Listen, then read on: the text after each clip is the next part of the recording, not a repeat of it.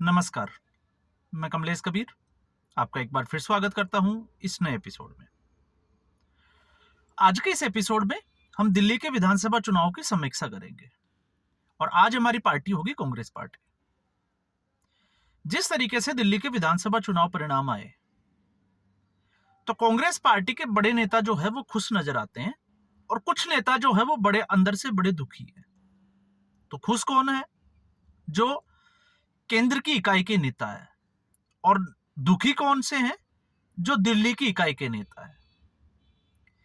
अब यहां पर सब अपने अपने तरीके से अपना अपना आकलन कर रहे हैं, लेकिन मेरा मानना यह है कि कांग्रेस पार्टी के लिए यह एक गोल्डन चांस था और उस गोल्डन चांस को कांग्रेस पार्टी ने गवा दिया। तो यह बड़ा मौका था और ऐसा नहीं है कि आज ही मैं ये बात कर रहा हूं। चुनाव परिणाम या हम कहें कि जब वोट 5 तारीख को वोट पड़े उससे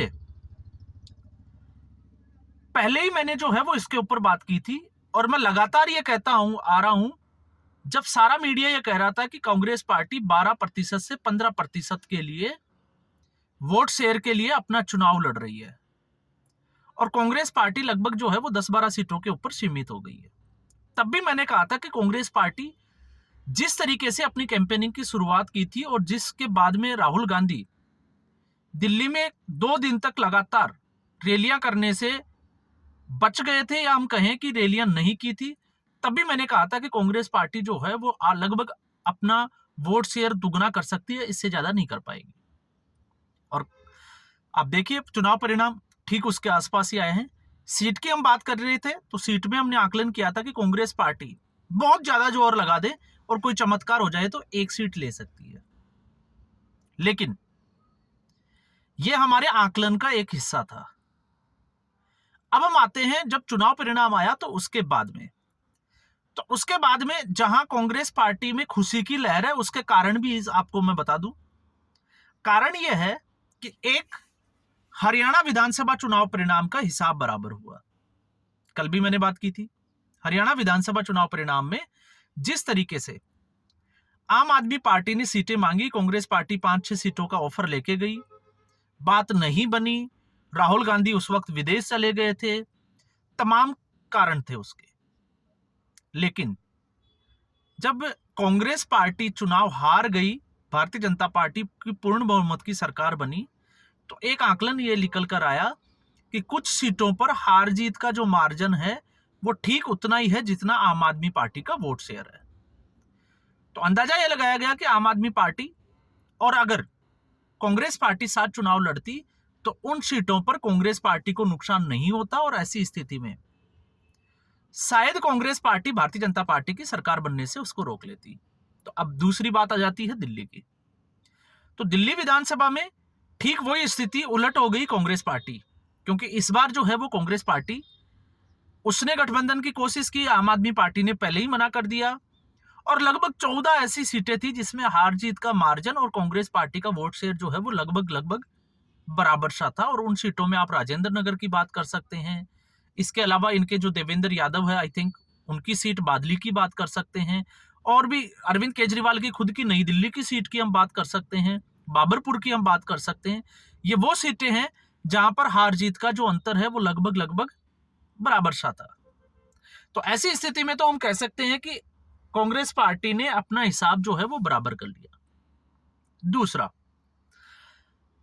इंडी गठबंधन में जिस तरीके से कांग्रेस पार्टी की स्थिति थी और कांग्रेस पार्टी कमजोर पड़ गई थी हरियाणा के विधानसभा चुनाव परिणाम के बाद में, और फिर उसके बाद में महाराष्ट्र विधानसभा चुनाव परिणाम के बाद, और जिस तरीके से कमजोर पड़ी थी उसके बाद में विपक्षी दल, सहयोगी जो दल थे वो कांग्रेस पार्टी पर हावी थे कि इंडी गठबंधन की जो कमान है वो कांग्रेस पार्टी और राहुल गांधी के हाथों में नहीं रहनी चाहिए, या हम सीधे तौर से कहें तो राहुल गांधी को जननायक की भूमिका में या नेतृत्व करने वाली भूमिका में जो है वो बाकी पार्टियां नहीं देख रही थी। तो ऐसी स्थिति में दिल्ली का जब विधानसभा चुनाव आया तो ये सारी विपक्षी पार्टियां केजरीवाल के साथ खड़ी थी। तो अगर केजरीवाल चुनाव जीत जाते तो फिर कांग्रेस पार्टी और राहुल गांधी दोनों कमजोर पड़ जाते केंद्र के सिनेरियो में, या हम कहें कि नेशनल सिनेरियो में। अब ऐसी स्थिति में आप देखिए कि कांग्रेस पार्टी के चाहे वो शिवसेना है वो अपने आप निपट गई, शरद पवार जो थे वो अपने आप निपट गए, अब अरविंद केजरीवाल भी निपट गए, तो ऐसी स्थिति में अब सिर्फ और सिर्फ कांग्रेस पार्टी के लिए अखिलेश यादव और ममता बनर्जी, दो राजनेता ऐसे हैं और दो राज्य ऐसे हैं, उत्तर प्रदेश और पश्चिमी बंगाल, जहां पर कांग्रेस पार्टी के लिए कोई अगर चुनौती खड़ी कर सकता है तो वो ये दोनों ही राजनेता है, और वो दोनों ही कांग्रेस पार्टी के साथ खड़े हैं, बाकी सारे कमजोर पड़ते जा रहे हैं। तो यहां पर इस नजरिए से अगर आप देखोगे तो कहीं ना कहीं कांग्रेस पार्टी को खुश होने का एक मौका मिलता है, क्योंकि अरविंद केजरीवाल कमजोर पड़े हैं, और अरविंद केजरीवाल जो है वो हमेशा दम्भ भरते थे कि नरेंद्र मोदी 7 जन्म ले वो अरविंद केजरीवाल को नहीं हरा सकते। तो वे एक सीधे तौर से मैसेज देने की कोशिश थी, और इस चुनाव में हमने ये भी देखा कि अखिलेश यादव और ममता बनर्जी ने और उद्धव ठाकरे ने डायरेक्टली जो है वो अरविंद केजरीवाल का फेवर करने का प्लान बनाया, और उस प्लान की आप समझ सकते हो कि मकसद क्या था। और अखिलेश यादव तो आपको पता ही होगा, उत्तर प्रदेश में कांग्रेस पार्टी ने तो अपने पैरों पे कुल्हाड़ी नहीं, अपनी गर्दन पे चाकू चलाया था। और किस तरीके से चलाया था? कांग्रेस पार्टी ने गठबंधन करके अपना पूरा वोट बैंक जो है वो अखिलेश यादव के हाथों में सौंप दिया। अब आगे जो है वो किस तरीके से राजनीतिक जो है वो समीकरण बनेंगे वो बाद की बात है, लेकिन अब अभी हम दिल्ली की बात कर रहे हैं तो हम थोड़ा सा दिल्ली का भी जिक्र कर लेते हैं। दिल्ली में जो कि एक उम्मीद लगाई जा रही थी कि आम आदमी पार्टी का वोट शेयर जो है वो लगभग 50% से ऊपर है, 54 के आसपास है। तो ऐसी स्थिति में कांग्रेस पार्टी भरसक प्रयास करेगी कि अपना जो वोटर था, कोर वोटर था, जो आम आदमी पार्टी के खाते में चला गया था, उसको वापस लेने का। लेकिन कांग्रेस पार्टी ने इस तरीके का कोई प्रयास नहीं किया, और इस प्रयास नहीं किया तो उसके बाद में जो वोटर था, आपने देखा 4% से 4-4.5% पिछले चुनाव में कांग्रेस पार्टी का वोट शेयर था, और इस चुनाव में वो वोट शेयर बढ़ के हो गया 7-7.25% के आसपास, 7.5 हम मान लेते हैं। तो लगभग 3% जो वोटर था वो आम आदमी पार्टी से हम कह सकते हैं कि कांग्रेस पार्टी के साथ चला गया वापस। लेकिन बात ये आती है कि जहां आम आदमी पार्टी का 10% तक वोट शेयर कम हुआ, तो फिर वो 6 से 7% किसके पास गया? और यह कांग्रेस पार्टी के लिए बड़ी चिंता का विषय होना चाहिए। लेकिन कांग्रेस पार्टी की अपनी राजनीति है, हम उसके ऊपर जो है वो कोई सवालिया निशान खड़ा नहीं कर सकते। लेकिन यहां पर कांग्रेस पार्टी को खुश होने के बजाय यह सोचना पड़ेगा कि आखिर इस स्थिति के लिए जिम्मेदार कौन है। यह एक गोल्डन चांस था, और आप देख लीजिएगा आने वाले चुनाव, अब जो आगे चुनाव दिल्ली का विधानसभा होगा 2030 में, उसमें भी कांग्रेस पार्टी कमजोर कड़ी रहेगी, क्योंकि अरविंद केजरीवाल का ये लोकसभा और विधानसभा में जो वोटर इधर उधर हो रहा था, उसके अलावा आम आदमी पार्टी ने अपना वोट शेयर जो है वो बचा लिया है, और ये अब मान के चलिए कि आम आदमी पार्टी के साथ ट्रेंड करेगा आने वाले चुनावों में भी। तो कांग्रेस पार्टी के लिए इससे पार पाना जरूरी था, और इसका प्रयास ही नहीं किया। और इसकी जब हम कहते हैं कि प्रयास करने की बात, तो यहां पर आके कोई भी कांग्रेसी जो है वो कुछ भी कह सकता है कि आप बीजेपी का पेड पत्रकार है या क्या है, लेकिन कांग्रेस पार्टी की सच्चाई यह है कि कांग्रेस पार्टी अपनी गलतियों की वजह से इतनी पिछड़ती हुई दिखाई देती है, और इसका फायदा रीजनल पार्टियां उठाती है, और इसके लिए कोई जिम्मेदार नहीं है, इसके लिए सिर्फ और सिर्फ गांधी परिवार जिम्मेदार है। अब आप बोलोगे कैसे?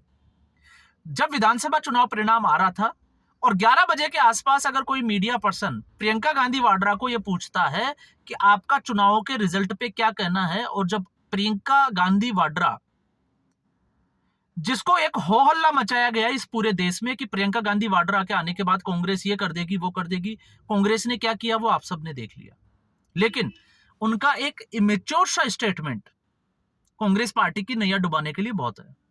और मैसेज क्या गया जब उन्होंने ये कहा कि उन्होंने अभी रिजल्ट देखा ही नहीं है, तो ये दिखाता है कि कांग्रेस पार्टी की हाईकमान राजनीति को और चुनावों को लेकर कितनी सीरियस है, कितनी गंभीरता से वो इन चुनावों को लेती है।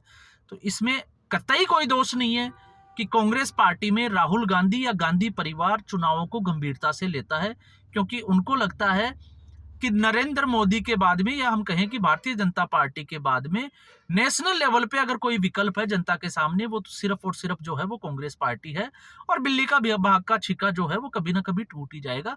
बस इसी में जो है वो राजनीति करते आए। आप खुद सोच के देखिए, क्या प्रियंका गांधी वाड्रा को ये बोलना चाहिए था? नहीं बोलना चाहिए था। उनको इस सवाल का जवाब जो है वो दूसरे तरीके से देना चाहिए था। और दूसरे तरीके से इस तरीके से देना चाहिए था कि एक मैसेज आया कि हाँ, हमने चुनाव जो है वो गंभीरता से लिया, लेकिन चुनाव में हम बहुत पीछे थे, इसलिए भारतीय जनता पार्टी और आम आदमी पार्टी सामने थी, तो वोटर ने जो है वो फैसला किया, हम उसका स्वागत करते हैं, लेकिन आने वाले समय में हम रणनीति पे काम करेंगे। लेकिन इस तरीके का कोई स्टेटमेंट जो है वो प्रियंका गांधी वाड्रा ने नहीं। दूसरी गलती आपने देखा, जिस तरीके से अरविंद केजरीवाल ने हार मानते हुए, आपको पता होगा, मीडिया को में कॉन्फ्रेंस रखी, या हम कहें कि वो मीडिया में अलग अलग चैनलों पे वो आए और उन्होंने हार स्वीकार की। क्या राहुल गांधी को आना चाहिए था? क्या हरियाणा के विधानसभा चुनाव के बाद में, जहां 2 दिन तक ट्वीट करते हुए नहीं बन रहा था, तो क्या राहुल गांधी को आकर यह नहीं कहना चाहिए था कि हमने चुनाव लड़ा, बड़ा अच्छे से लड़ा? लेकिन इस तरीके की कोई कांग्रेस पार्टी जो है वो रणनीति तैयार नहीं करती या रणनीति का हिस्सा ही नहीं होता। और आपने देखा खबरें किस तरीके से चल रही है कि कांग्रेस पार्टी की जो दिल्ली प्रदेश की इकाई है वो इतनी अकेली पड़ गई है कि कल अकेले अकेले नेता जो थे वो घूम रहे थे। ना उनकी जो है वो कोई मीटिंग हुई कल, ना उनकी आपस में हाईकमान और कोई जो है वो कोई फैसला लिया हो, रणनीति पे बात की हो कि चुनाव जो है वो किस तरीके से गया, किसका आकलन किया गया। ऐसा धरातल पे आपको कुछ भी नजर नहीं आएगा। संदीप दीक्षित को मैदान में अकेले छोड़ दिया गया, रागिनी नायक को मैदान में अकेले छोड़ दिया गया, अलका लांबा को मैदान में अकेले छोड़ दिया गया, देवेंद्र यादव, सब अकेले पड़ गए। और नतीजा क्या हुआ? रागिनी नायक की हम मैं बात कर लूं, इसको मैं किस संदर्भ में देखता हूं। जैसे आप सुप्रिया श्रीनेत की बात करते हैं, चुनाव लड़ा, जमानत जब्त हुई, आज जो है वो उनको कोई भी जो है वो कैंडिडेट के रूप में भी नहीं मानता। तो रागिनी नायक को टिकट देके आपने क्या किया? टीवी पे आकर वो कांग्रेस पार्टी को अच्छे से डिफेंड करती है, अच्छी प्रवक्ता है, मैं मानता हूं, लेकिन आपने चुनाव में खड़ा किया, अकेला छोड़ दिया और उसका राजनीतिक कैरियर जो है वो वहीं चौपट कर दिया। संदीप दीक्षित जो अकेले चुनाव लड़े, 4000 वोट मिले, और 4000 वोट मिलने के बाद में आप सोच सकते हो कि एक राजनीतिक अगर उसमें देखे तो नैरेटिव किस तरीके का जाता है, सिर्फ 4000 वोट, तो उनका राजनीतिक कैरियर खत्म। तो कांग्रेस पार्टी कर क्या रही है? अब ये कांग्रेस पार्टी के खुद के नेताओं को ही समझ में नहीं आ रहा। एक दूसरे के ऊपर वो आरोप लगाएंगे, लीपापोती होगी। तो अगर वोट शेयर आपका 4%, 4.5% से 7% हो गया, या हम कहें कि अरविंद केजरीवाल हार गया इसलिए हम बहुत खुश हैं, तो कांग्रेस पार्टी यहां पर बहुत बड़ी मिस्टेक कर रही है। और इतनी बड़ी मिस्टेक है कि आने वाले समय में भी अगर कोई ये कहे कि कांग्रेस पार्टी कुछ अच्छा कर लेगी, तो कांग्रेस पार्टी अच्छा करते हुए नजर नहीं आ रही है। आपने 3-3, 4-4 हजार वोट ले लिए क्योंकि आपके मुस्लिम मतदाता और आपका कोर वोटर वो आपका नहीं, कांग्रेस पार्टी का नहीं। संदीप दीक्षित ने 4000 वोट लिए, तो संदीप दीक्षित जी की जो मदर थी, माताजी थी, वो 3 बार उस कॉन्स्टिट्यूएंसी से चुनाव जीती थी, तो 4000 लोग तो उस परिवार के साथ वैसे ही जुड़े हुए होंगे। तो कांग्रेस पार्टी का वोट बैंक कहां है? आपको ढूंढने से भी वो चीजें नहीं मिलेगी। और यही कांग्रेस पार्टी की सबसे बड़ी कमी है जब से राहुल गांधी राजनीति में आए हैं। आप देख लीजिए, हरियाणा के विधानसभा चुनाव में फैक्ट फाइंडिंग कमेटी बनी थी और लगा था कि एक्शन होगा, कोई एक्शन हुआ अब तक? जबकि कितना समय हो गया चुनाव गुजरे हुए। महाराष्ट्र के विधानसभा चुनाव परिणाम आए, सीडब्ल्यूसी की मीटिंग हुई और अजय माकन और केसी वेणुगोपाल तक को कटघरे में खड़ा किया गया, कोई एक्शन हुआ? और उसके बाद में महाराष्ट्र में जब चुनाव हार गए, तो यह बात है आपकी अक्टूबर की, नवंबर की। आप सोच के देखिए, उसके बाद में फरवरी में इलेक्शन होना है, 2 महीने तक क्या केसी वेणुगोपाल ने संगठन के स्तर पे दिल्ली में बूथ लेवल को अपने काडर को मजबूत करने की कोशिश की? या कोई एक्टिविटी आपको कोई दिखाई दी? तो किसी को कोई एक्टिविटी दिखाई नहीं दी। यह कांग्रेस पार्टी की राजनीति का एक, जिसको हम कहें कि जीत गए सहयोगी दलों के साथ में, तो बात फिर वहीं आ जाती है कि लोकसभा चुनाव में जब परिणाम आए तो कांग्रेस पार्टी की अपनी मेहनत की सीटें थी सिर्फ 27, तो कांग्रेस पार्टी 44 से 99 नहीं हुई, कांग्रेस पार्टी 44 से 27 पे आई, और बाकी जो सीटें जीती वो इन सहयोगी पार्टियों के साथ में जीती। और अब भी कांग्रेस पार्टी को राजनीति अपनी बचानी है, तो फिर जो है वो चाहे दबाव किसी भी तरीके का हो, इनको किसी ना किसी पार्टी के साथ में गठबंधन करना ही पड़ेगा। उनके खाते में 5-10 सीट आ जाए और उनका वोट शेयर इनके साथ आ जाए, तो कांग्रेस पार्टी का कुछ हो सकता है। वरना कांग्रेस पार्टी जिस तरीके से उत्तर प्रदेश से गायब हो गई, दिल्ली से गायब हो गई, आपके पास एक बड़ा मैसेज था, 1-2 सीट निकालते, सीटों में कन्वर्ट करते, विधानसभा में आपके रिप्रेजेंटेटिव जाते और उसके बाद में पंजाब की जनता को आप मैसेज देते कि हम लड़ाई में वापस आ गए हैं, क्योंकि पंजाब में अभी कांग्रेस पार्टी खत्म नहीं हुई है, दिल्ली में खत्म हो गई है। लेकिन कांग्रेस पार्टी वो भी नहीं कर पाई।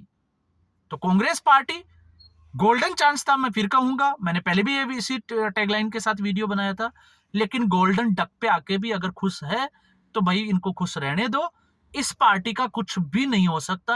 अब सोचना यह है कि इससे जुड़ने वाले नेताओं का राजनीतिक कैरियर वो अपने आप को कहां देखते हैं, तो वो कांग्रेस पार्टी को छोड़ के जाते हैं या कांग्रेस पार्टी में ही रह जाते हैं। तो अभी चुनाव परिणाम आया है, आप आगे आगे देखते जाइए कि कांग्रेस पार्टी में होता क्या है। तो आज के एपिसोड में बस इतना ही। अगले एपिसोड में हम बात करेंगे अरविंद केजरीवाल की हार के और उनके समीक्षाओं के कारणों की, कि आखिर अरविंद केजरीवाल को इस तरीके से बुरी तरह से हार का सामना क्यों देखना पड़ा। तो इस एपिसोड में बस इतना ही।